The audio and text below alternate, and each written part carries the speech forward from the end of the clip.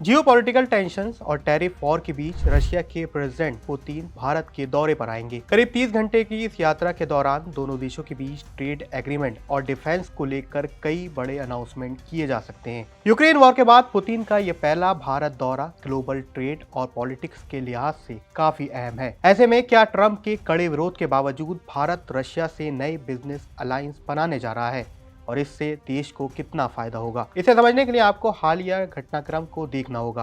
भारत के नए trade alliance और डिप्लोमेटिक शिफ्ट में सबसे अहम पहलू ट्रेड टैरिफ्स रहे हैं। अप्रैल में भारत के अलावा दुनिया के करीब 100 देशों पर टैरिफ लगाए गए थे। हालांकि कुछ ही समय बाद कई देशों को इन टैरिफ से रिलीफ मिल गई थी, लेकिन रशिया से क्रूड ऑयल खरीद की वजह से भारत पर यह एक्स्ट्रा टैरिफ 50% तक बढ़ गए।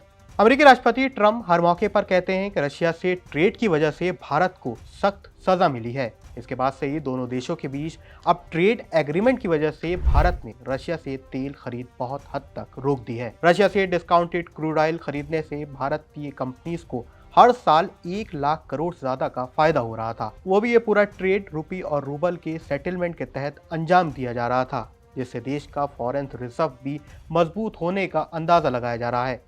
और अब रशिया तेल खरीद भविष्य के संकट में फंस चुका है, क्योंकि भारत फिलहाल इसको रोकने जा रहा है। दूसरे पहलू पर देखें तो अगर आप रशिया और यूएस को भारत के संबंधों के हिसाब से रखेंगे तो भारत से किसके ट्रेड नंबर बेहतर हैं और भारत को किस देश से सबसे ज्यादा फायदा होगा। तो दरअसल भारत का रशिया को एक्सपोर्ट 4.9 बिलियन डॉलर है, जबकि इंपोर्ट यानी भारत जो रशिया से आइटम्स खरीदता है वो ट्रेड बिल करीब 63 बिलियन डॉलर्स का है। यानी रशिया से ट्रेड के मामले में भारत कई गुना ट्रेड डेफिसिट में है।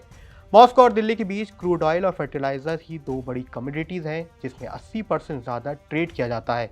वहीं यूएस के आंकड़े देखें तो ये बिल्कुल अलग हैं। इंडिया का यूएस को एक्सपोर्ट 87.3 बिलियन डॉलर है, जबकि यूएस से इंपोर्ट केवल 41.5 बिलियन डॉलर है। यानी भारत का एक्सपोर्ट लगभग 2 गुना है। यूएस को हाई वैल्यू मार्केट और सर्विस डिमांड देश की कई इंडस्ट्रीज के लिए जरूरी है। खासकर टेक्सटाइल, श्रिम जैसे सेक्टर कई हद तक एक्सपोर्ट के लिए यूएस पर निर्भर करते हैं। लेकिन यूएस के शानदार ट्रेड आंकड़ों के बावजूद भारत नई बिजनेस अलायंसेस पर काम कर रहा है।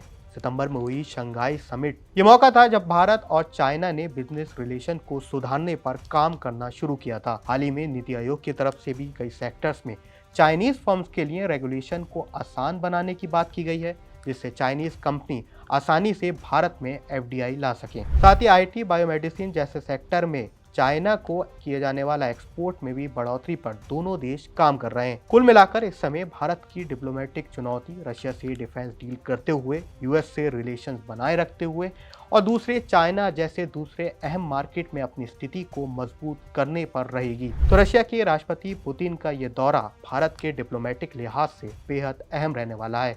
इस पर आपकी क्या राय है, हमें कमेंट सेक्शन में जरूर लिखें।